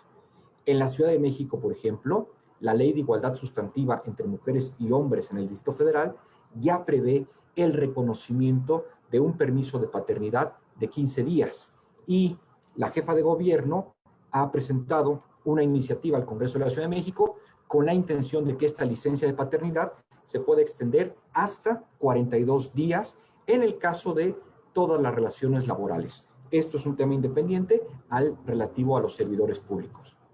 Es indispensable, y para concluir, el establecimiento de políticas públicas que redimensionen esta masculinidad positiva, ya sea a través de la implementación de los sistemas de cuidados en la Ciudad de México, que así se prevé en la Constitución, la implementación de programas de equidad y género, tendientes a orientar a una cultura de igualdad entre mujeres y hombres. Por ejemplo, la Secretaría de las Mujeres de creación reciente en esta administración de la jefa de gobierno promueve un curso sobre masculinidades orientando este tema a la igualdad de género. O el Consejo para Prevenir y Eliminar la Discriminación de la Ciudad de México imparte de manera sistemática y recurrente cursos sobre discriminación de género e igualdad. Finalmente, es importante reconocer también asociaciones civiles, la participación de patrones, la participación también de los trabajadores en el involucramiento y en el reconocimiento de la igualdad de género. Hoy ya no podemos discernir la masculinidad como lo veían nuestros padres o nuestros abuelos. Hoy es un momento para valorarnos, para reconocer la importancia que tenemos en casa, en el centro de trabajo y en todos los roles que asumimos, y sobre todo ejercer una corresponsabilidad con nuestras parejas. Muchísimas gracias. Muchas gracias, licenciado Paul, por esa información y los datos, así como por la relación que estableció específicamente con la materia laboral. Y bueno, continuamos con el siguiente ponente, que es el maestro Mauricio Ariza Barile. Él es maestro en Derechos Humanos y licenciado en Ciencias Políticas y Administración Pública por la Universidad Iberoamericana y especialista en Migración Internacional por el Colegio de la Frontera Norte.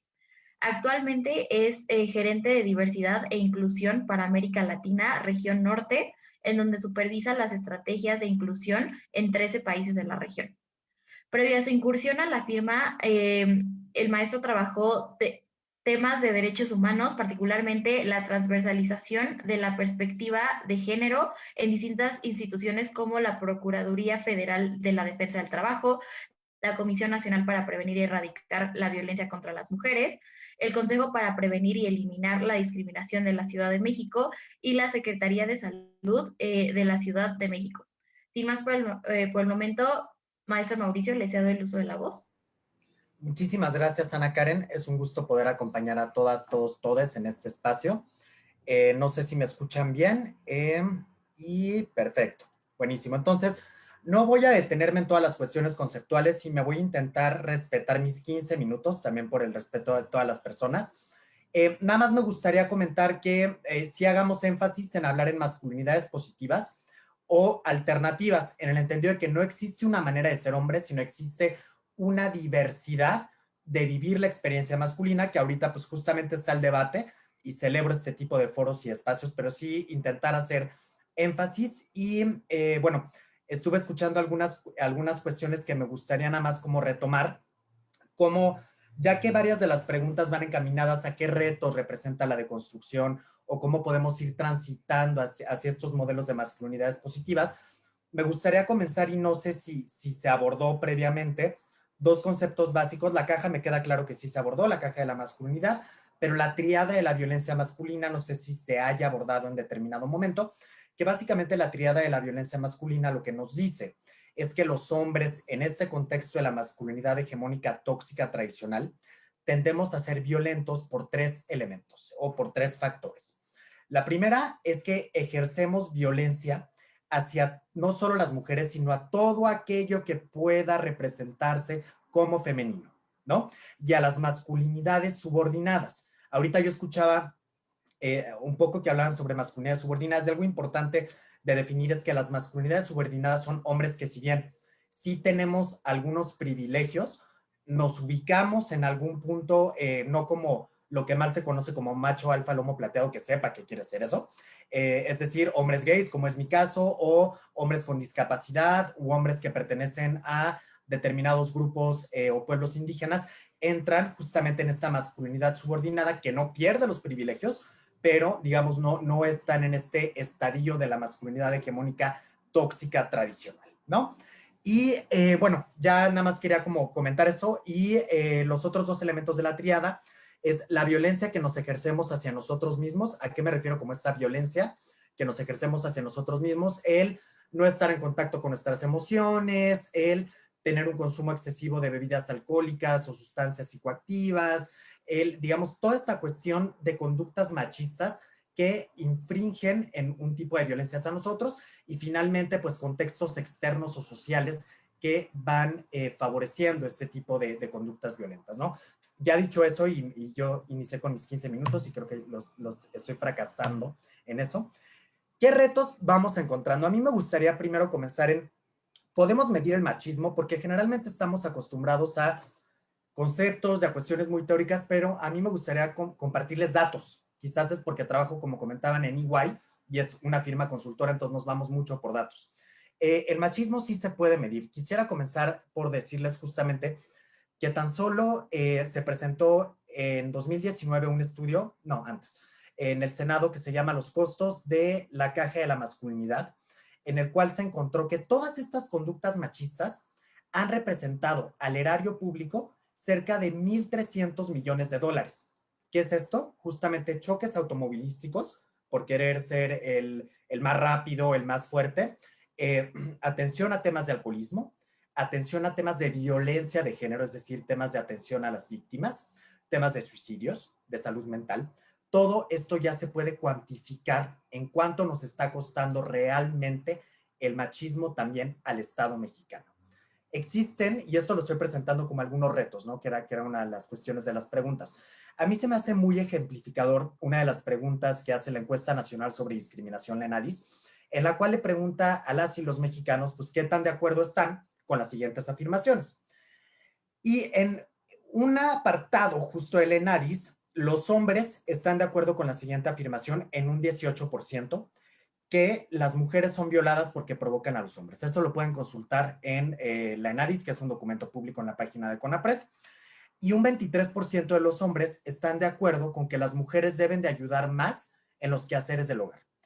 Estas cifras, que son altamente preocupantes y tienen una prevalencia de respuesta bastante altas, nos van reflejando justamente cómo esta masculinidad ya se está reflejando en cuestiones estadísticas en torno a actitudes, en torno a opiniones sobre los hombres que están pensando, ¿no?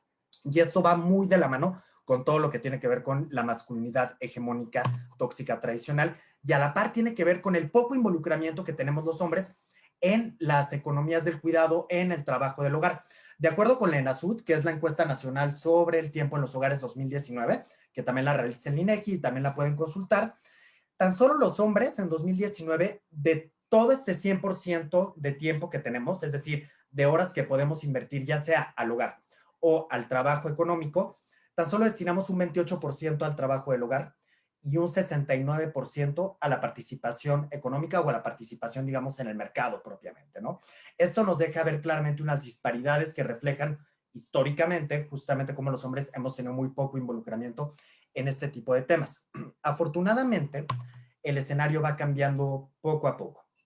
El año pasado, donde yo trabajo igual, sacamos un estudio que se llama Un alto al sexismo en el trabajo, cómo responden los hombres a una cultura de silencio organizacional, en la cual también participó un banco bastante importante en México y una empresa de químicos también transnacional bastante importante. Y los datos que arrojaron, primero es pues, el dato esperanzador, que más del 80% de los hombres que trabajan en estas tres empresas están comprometidos con interrumpir las conductas sexistas en su trabajo, ya sean propias o por que sean como estas figuras de whistleblowers o que las vean, digamos, por un tercero, ¿no? Ahora el tema es que si bien existe para ellos este compromiso para interrumpir las conductas sexistas, existe un costo asociado interpersonal que les da miedo romper el pacto, ¿no? ¿Por qué? Porque les da miedo que se les perciba como el débil, quien está levantando la voz, quien está poniendo un alto. Otro tanto porcentaje respondió que no sabe dónde puede poner este tipo de casos, digamos, como a denuncia.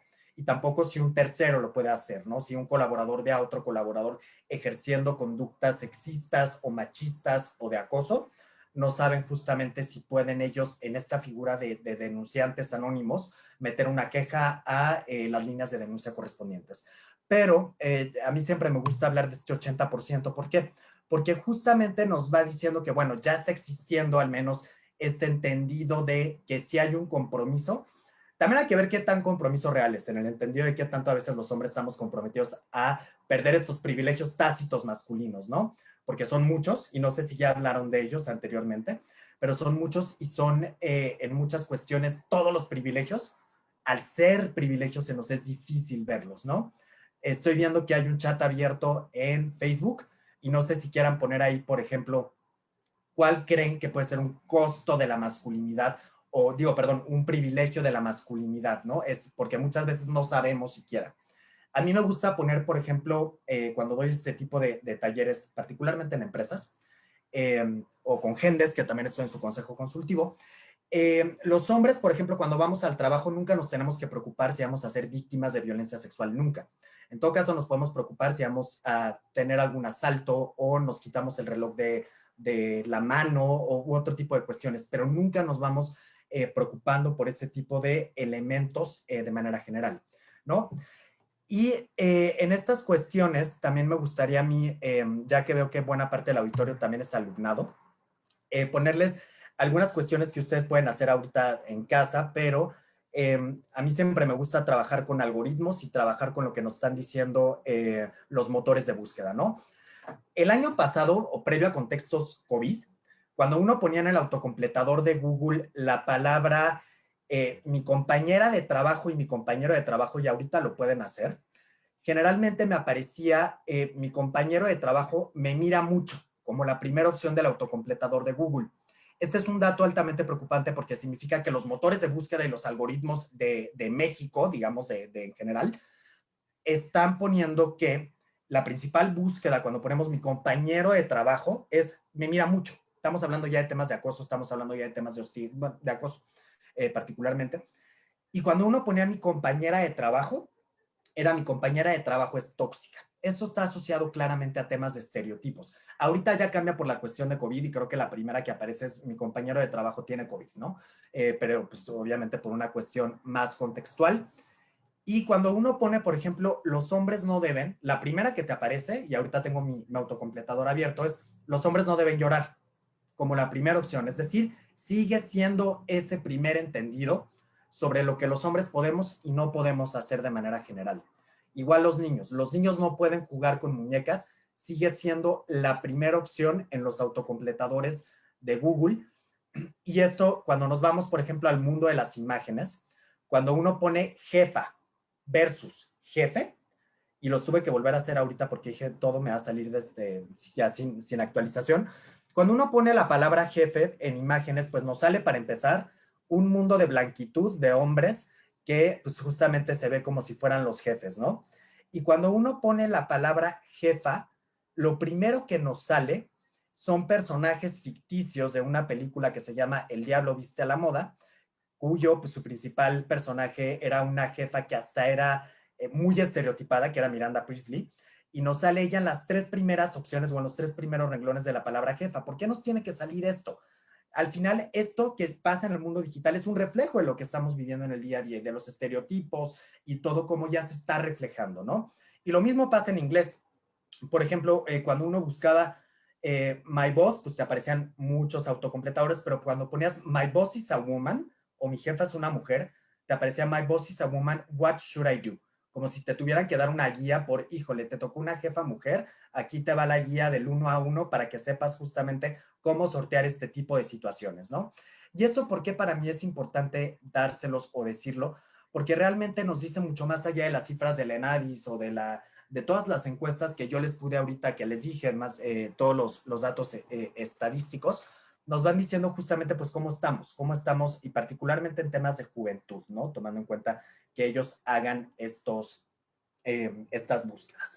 Algunos retos que representa el reaprendizaje de ser masculino, primero es que todos los hombres tenemos que partir del hecho que sí vivimos de un privilegio y que hay unos hombres que tienen mayor privilegio que otros, que está asociado a temas de color de piel, estatus socioeconómico, acceso a capital cultural, el vivir con una discapacidad o no, van justamente pues moviendo toda esta balanza de privilegios o no.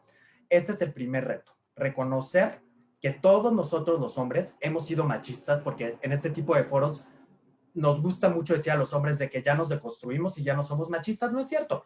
En muchas cuestiones sí seguimos siendo machistas y no nos damos cuenta. Y es importante siempre tenerlo identificado todo el tiempo, ¿no? Posteriormente, seguir aprendiendo todo lo que tiene que ver en temas de género y en temas de feminismos, sin llamarnos feministas, ojo, porque ese es un grave error que ahorita los hombres cometen mucho en estas modas de decir que también los hombres somos feministas y que también los hombres podemos, pero no, porque sería nuevamente borrar un espacio que no nos toca de plano. Y realizar ejercicios autocríticos sobre cómo yo estoy viviendo mi masculinidad, y por favor díganme si no me he pasado los 15 minutos, en cómo lo estamos viviendo, en qué sentido, ¿no? Si realmente yo estoy fomentando la corresponsabilidad en el hogar, la crianza positiva de hijas e hijos. Nosotros en donde trabajo lanzamos una guía para la corresponsabilidad familiar ahorita en toda la cuestión de los tiempos de COVID-19, para que justamente pues los hombres comiencen a trabajar temas de corresponsabilidad, de igualdad desde los hogares. No tolerar chistes machistas u homófobos, por más que a veces el costo interpersonal nos pueda resultar un poco mayor o no sepamos cómo, simplemente el no reírnos, ahí ya se está enviando un mensaje. ¿Por qué? Porque el resto de los hombres lo que espera es que nosotros nos riamos, o se espera que seamos parte de esta celebración o de esta mofa. Y tan solo cuando ya ponemos un alto al no reírnos, se está enviando un mensaje. Cuando tomemos licencias de paternidad, por ejemplo, digámoslo públicamente justamente para ir naturalizando y normalizando que los hombres también tenemos que participar activamente en la crianza de hijas e hijos. Cuando veamos temas que tengan que ver con acoso, hostigamiento y discriminación, alcemos la voz. No reproduzcamos comentarios sexistas. No juzguemos a otros hombres. Si deciden expresar sentimientos, si deciden llorar, si deciden, digamos, cualquier cuestión que no entre en esto muy malentendido del macho alfa lomo plateado que, spoiler, ya se descubrió que no existió nunca el macho alfa lomo plateado y que no existía un lobo que lideraba manadas. Un estudio recientemente se encontró. Evitemos el yo ayudo en casa. Esto es muy importante. Ahorita que estamos justo en todos estos debates de masculinidad, es muy común escuchar a un hombre que dice, no, pues yo tengo hijas y yo ayudo en casa. No, no ayudas en casa, haces lo que te corresponde y punto final, ¿no? Entonces, desde estas cuestiones hasta semánticas, es importante que tomemos cuidado. Trabajar en el autocuidado. ¿A qué me refiero con trabajar en el autocuidado? Realmente que no tengamos miedo a expresar nuestras emociones, a sentir miedo, a sentir tristeza, a llorar en público, ¿no? A darnos espacios para nuestra salud mental, a darnos espacios para otras cuestiones que asumimos que de entrada no nos corresponden a los hombres, porque existe un estereotipo de que son tareas feminizadas. Fomentar activamente el empoderamiento de mujeres, en este caso el profesorado, por ejemplo, fomentar activamente todo lo que tiene que ver con el empoderamiento de mujeres. Ser más empático, eso es algo que a los hombres no se nos enseña en general, la empatía se nos excluye, entonces realmente intentar ser más empáticos, no solo con el alumnado, con nuestros equipos de trabajo, sino con todas las personas que nos rodean. La empatía es algo que tradicionalmente se le ha destinado a las mujeres. Entonces, realmente intentar ser una persona empática. Y algo que me gustaría comentar, ahorita escuchaba sobre las licencias de paternidad. Si bien es un reto, los 5 días que se dan en la Ley Federal del Trabajo, ya hay muchas empresas que dan licencias de paternidades extendidas y eso es algo digno de reconocerse, que van más allá de los 5 días que nos da la Ley Federal del Trabajo y dan 10 o dan hasta meses. Y que también hacen estas licencias también a parejas del mismo sexo, incluyendo, por ejemplo, en lugares o en estados de la República en donde todavía no está reconocido el matrimonio igualitario, pero también baja, digamos, como en una cuestión organizacional de manera uniforme. Entonces, eso también me gustaría como recalcar bastante. Y yo me gustaría cerrar, porque me intenté ir bastante rápido, en que les invito a que consulten donde, aparte de EY, donde yo estoy, que es Gendes o Género y Desarrollo AC, que conozcan la página de Gendes y realmente conozcan todas las guías que tenemos, que es como Machismo no es destino, es una de las guías buenísimas que tenemos, y todos los estudios que ha ido lanzando la organización en torno a cómo los hombres tenemos la oportunidad y también la responsabilidad de vivir modelos de masculinidades más positivas con las personas que nos rodean, con las mujeres, pero también con nosotros mismos. Y con eso cerraría. Gracias, Ana Karen. Muchas gracias, maestro Ariza, por todos esos datos y sobre todo las estadísticas que son de gran utilidad porque son actuales y como usted lo menciona, el poder identificar nuestras acciones que si bien podríamos llegar a pensar que son pequeñas, pues tienen un gran impacto. Finalmente, doy el uso de la voz a nuestro último ponente, que es el maestro José Guadalupe Medina Romero. Él es licenciado en Derecho por la Facultad de Derecho de la UNAM. Cuenta con créditos de la especialidad en Derechos Humanos y el total de los créditos del doctorado por investigación en la División de Estudios de Posgrado de la Facultad de Derecho, en donde desarrolla su tesis doctoral en materia de seguridad jurídica y derechos humanos. En el ámbito profesional ha desempeñado diversos cargos en el servicio público. En 2018 fue designado por el Senado de la República como magistrado de Sala Regional del Tribunal Federal de Justicia Administrativa. Actualmente se desempeña como profesor de carrera de medio tiempo en la División de Estudios Profesionales de la Facultad de Derecho. Asimismo, cuenta con una amplia trayectoria como académico al formar parte del cuerpo docente de la Facultad de Derecho de la UNAM, impartiendo en su programa de licenciatura las materias de Derechos Humanos, Sistema Internacional de Derechos Humanos, Ética y Derechos Humanos, Introducción al Estudio de Derecho y Teoría Política, así como la División de Estudios de Posgrado. Ha impartido, entre otras, las cátedras de Derechos Humanos en las especializaciones de Derechos Humanos y Procuración y Administración de Justicia, lo que constituye más de 25 años de experiencia como docente. Sin más por el momento, le cedo el uso de la voz, maestro José Guadalupe. Muchas gracias. Gracias, Ana Karen. Gracias por la invitación que nos han conferido. Es un honor estar en esta charla. Muchas gracias también a la maestra Sonia Venegas, nuestra directora del seminario, por supuesto a las autoridades de la facultad que incentivan este tipo de foros. Gracias también por las atinadas participaciones de los maestros Ortiz Arámbula y Mauricio Ariza. Gracias, Ana Karen, a ustedes por impulso que como alumnos tienen para fomentar un esquema de participación comunitaria en donde los profesores y los alumnos podamos tener un espacio de reflexión en donde conjuntamente con nuestras autoridades podamos construir visión respecto de problemáticas tan sensibles como en este caso hablar de los retos de las nuevas masculinidades. Yo voy a iniciar dando un contexto general de a qué nos enfrentamos, no solamente en nuestra facultad, sino en toda la universidad. Hablamos de la universidad más importante de este país, la Universidad Nacional Autónoma de México, y como tal quiero dar una panorámica genérica, compleja, de cuál es el reto de un nuevo modelo educativo con este respeto absoluto a la igualdad de género. Primero, de acuerdo a las cifras del Sistema Nacional de Seguridad Pública emitidas este año, en el año de 2020, hablando de un año complejo para el mundo entero, nos estamos refiriendo a un año en donde estuvo recluida la mayor parte de la población en el mundo, tuvimos en México 939 feminicidios, así clasificados, lo que nos da un promedio de 2.5 mujeres diarias muertas, clasificadas desde el punto de vista del derecho penal, con este tipo denominado feminicidio. Luego, nos dan una cifra de 2.791 homicidios dolosos cometidos en contra de mujeres, lo que en promedio nos habla de 7.6 mujeres diarias muertas en nuestro país. En total nos habla de más de 3.600 eventos en donde se ven violentados los derechos, el derecho más prístino, originario de cualquier ser humano, que es la vida, y en el caso concreto con motivo de un odio por el simple hecho de ser mujeres. 3.600, más de 3.600 muertas en el año 2020 dentro de este esquema clasificatorio de violencia de género. Pero no queda ahí la cosa. Tenemos más de 57.400 tipos de lesiones reportadas como dolosas en contra de mujeres, lo que nos da un promedio de 157 mujeres por día violentadas en este país. 6 mujeres cada hora.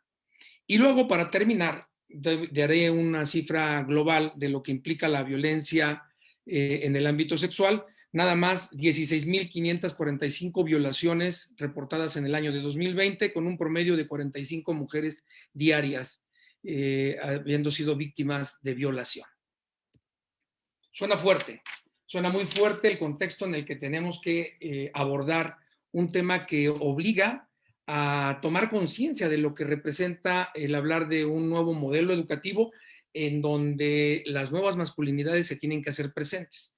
O sea, pareciera algo muy complejo el aterrizarlo hacia el proceso de enseñanza-aprendizaje, pero debemos de ubicarnos en una realidad, y esta es la realidad que está viviendo nuestro país. Si de ahí bajamos hacia el aspecto conceptual de lo que representa esta cotidianidad en el trato entre profesores y alumnos, bueno, vamos a hablar entonces de aspectos que tienen que ver también con las cuestiones teóricas que han sido tocadas y que por lo tanto ya no voy a referir en mi intervención por anteriores ponentes, y que tienen que ver con la deconstrucción, como esa reinvención de lo que significa las masculinidades. Y como bien se señaló, hay distintos tipos de estas. No podemos hablar de un hombre universal. Existen distintas maneras de asumir la masculinidad para el género masculino. El modelo educativo, que es el que me interesa centrar en estos breves 15 minutos de intervención,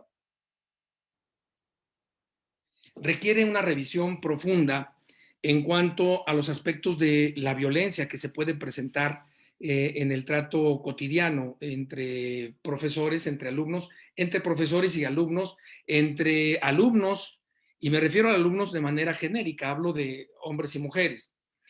¿Cuáles son otros aspectos que también debemos de revisar? Evidentemente, el respeto que debe de prevalecer entre iguales y entre aquellos que tienen un rol distinto, profesores en cuanto a la impartición de la cátedra y alumnos en cuanto a la recepción y construcción del conocimiento, que va de la mano.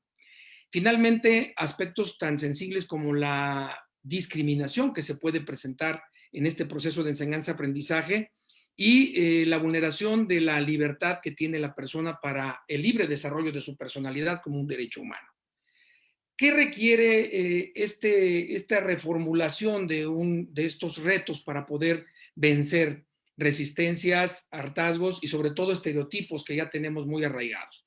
Primero, el fomento de la empatía. Ya el maestro Mauricio Ariza hablaba de ella como un factor fundamental que si no se tiene presente en esta condición de profesor-alumno, es difícil poder entender cómo remontar una condición de estereotipo en donde el profesor asume un rol de posicionamiento supra ordenado frente al alumno, cuestión que debe de tener los matices necesarios y suficientes para entender que el rol del profesor está orientado a encaminar, a proveer de conocimiento, a darle dirección a quien está en el proceso de aprendizaje y no en una condición de supra-subordinación en donde se utilice esta condicionante para los efectos de poder violentar, inclusive desde el lenguaje, algún tipo de violentación a derechos humanos de cualquier alumno o alumna.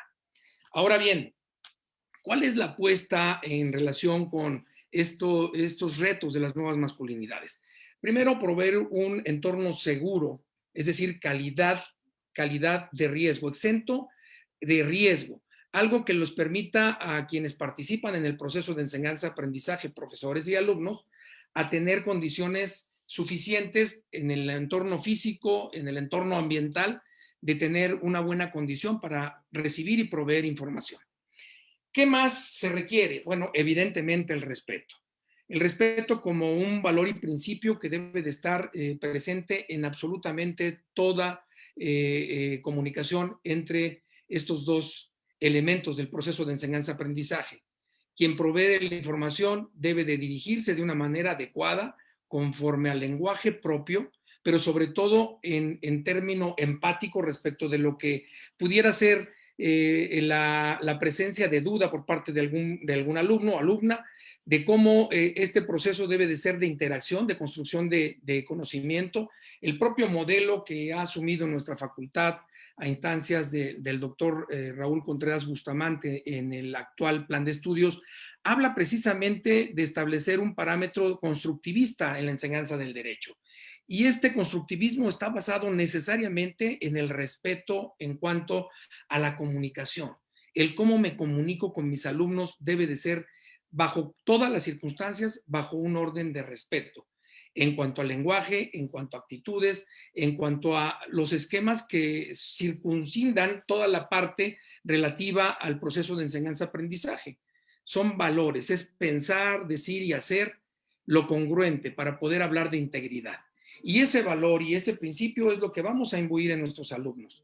Y si de ahí partimos para poder hablar de esa revisión de estereotipos, bueno, qué mejor que hablar de profesoras y de profesores que se encuentren dentro de este marco de referencia, que puedan ellos ser precisamente líderes en cuanto a un comportamiento adecuado frente al alumnado, que les permita tener lo que nosotros denominamos calidad moral. Cuando esto no se da, cuando hay un rompimiento de esas condiciones, evidentemente el respeto se rompe.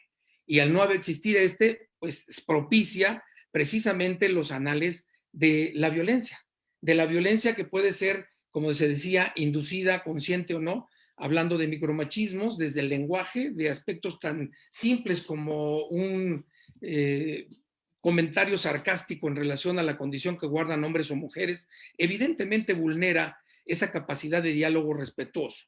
Y por ello es algo muy importante el señalar que una de las condicionantes para este reto o para vencer el reto en relación con nuevas masculinidades es el hablar de una presencia íntegra de los profesores ante los alumnos. Finalmente, también tenemos el hecho de condicionar todos los aspectos que van relacionados con las actividades cotidianas en el aula. ¿De qué manera puedo yo incentivar un nuevo comportamiento en donde el alumno se sienta cómodo? Y reitero, el alumno, hablo de hombres y mujeres, de futuras abogadas y de futuros abogados, que tienen ya un bagaje que les permite distinguir entre lo que significa el ejemplo en clase y el sarcasmo inducido respecto de un lenguaje que puede ser inclusive soez. Ese tipo de cuestiones las tenemos que deconstruir. Es decir, analíticamente bajar ese esquema, ese comportamiento, ese prototipo que nos ha sido introyectado a lo largo de muchas generaciones para transformarlo en algo que realmente le permita al alumno el tener confianza y tener una interacción abierta, constructiva, decidida frente a los profesores. Ahora bien, ¿cuáles serían en concreto las propuestas que de alguna manera yo he recogido a lo largo de estos años en que he tenido la honrosa oportunidad de compartir clase con mis alumnos? Primariamente, creo que parte de la nueva orientación que ha tenido nuestra dirección de facultad es establecer, por ejemplo, talleres de reflexión en donde la sensibilización esté presente, tanto para los propios profesores como también para los alumnos. Recuerdo la jornada del 8-9M del 2020, en donde se permitió de manera libre y de manera, por supuesto, consensuada por parte de nuestras autoridades el que las profesoras y de las compañeras pudieran faltar a clase el día 9 de marzo, donde fue convocada una serie de eventos de manifestación por conmemorar el 8 de marzo como Día Internacional de la Mujer. Y de manera correlativa, se establecieron talleres de sensibilización que han seguido de manera permanente en nuestras aulas para los profesores de la facultad. Esto creo que no se puede perder, por el contrario. De hecho, dentro del catálogo de actividades en estas jornadas, tengo entendido, si fuese el caso, Ana Karen, hay una referencia a una serie de talleres que están coordinados, me parece, por el doctor Víctor Hugo Hernández Pérez, un distinguido profesor de la facultad. Y eso evidentemente coadyuva en muchos sentidos a darle mayor potencia y preponderancia al tema de la igualdad de género y al respeto absoluto, a la lucha, al exterminio de la probable violencia en contra de las mujeres. Ahora, por lo que corresponde a otro tipo de condiciones que nos pueden ayudar, reitero, a incentivar esta actitud proactiva de parte de la Facultad de Derecho para con las compañeras y los compañeros de la propia escuela que se encuentran en condición de estudiantes. No olvidemos que también muchos de nosotros como profesores hemos sido o somos alumnos en el posgrado y de hecho, como lo decimos en clase, el abogado nunca deja de estudiar, siempre seremos estudiosos del derecho y por lo tanto en algún momento de nuestra vida reiterados estudiantes en distintos modelos o en distintas especialidades que sean de nuestro interés. Por lo tanto, también nos aplica. Lo que estamos diciendo es cómo el ciclo del proceso de enseñanza debe de ser virtuoso. En la medida en la que yo enseño, también recibo. Eso es algo que yo, al menos en mis salones, siempre les digo en la primera clase a mis alumnos. Esto es un aprendizaje recíproco. ¿Y qué más que este aprendizaje se encuentre basado en estos esquemas de asentamiento de lo que significa el entendimiento respecto de lo que son nuevas masculinidades? Ahora bien, aparte de ello, también se requiere la atención inmediata a eventos preventivos que nos estén advirtiendo la probable comisión de conductas que sean contrarias a lo que marca la legislación o a lo que puede ser motivo de un tema que inclusive trascienda las condiciones de control respecto de la universidad o de las autoridades universitarias.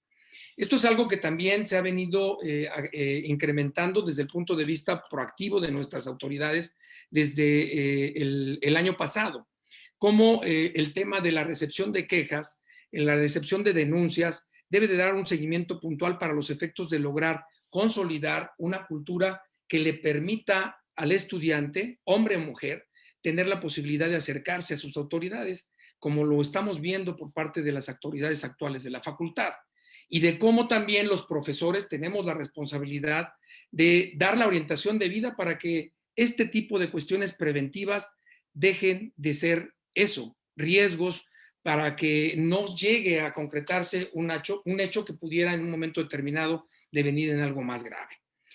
Por último, yo estimo que se debe de dar una reconvención del modelo educativo hacia la igualdad, el respeto y la empatía para con la mujer en todos los órdenes. Desde el punto de vista de, decía yo, la forma en la que nos dirigimos, los esquemas que utilizamos dentro de lo que son las herramientas del proceso de enseñanza-aprendizaje, pero sobre todo con ese esquema de integridad que debe de ser signo distintivo de los profesores y profesoras de nuestra querida facultad. Por mi parte serían todos, son breves apuntes, pero agradezco mucho la intervención. Muchísimas gracias, maestro José Guadalupe, por sus reflexiones. Y sí, bien como lo comenta, hay un taller que es de enseñanza con perspectiva de género, el cual se da a las 4:40. Y bueno, ya para finalizar, le cedo el uso de la voz a la doctora Sonia. Sí, muchísimas gracias. Pues bueno, ha sido una mañana intensa y de aprender sobre todo cómo llevar a cabo la deconstrucción de este modelo hegemónico de masculinidades dentro de nuestra comunidad universitaria. No me resta más que agradecer a todos los participantes, desde luego a las moderadoras y pues también a nombre de la Comisión Interna para la Igualdad de Género, invitarles a nuestras actividades que todavía continúan esta semana.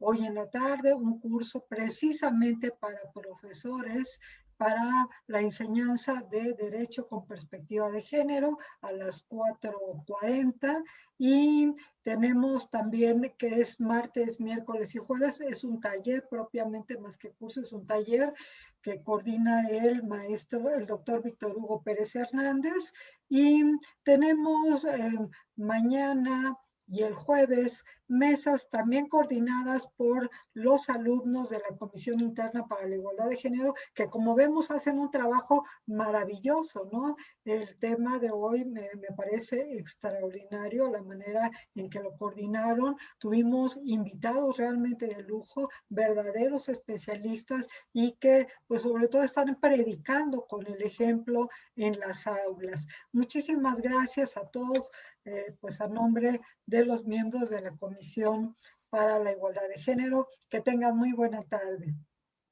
Muchas gracias.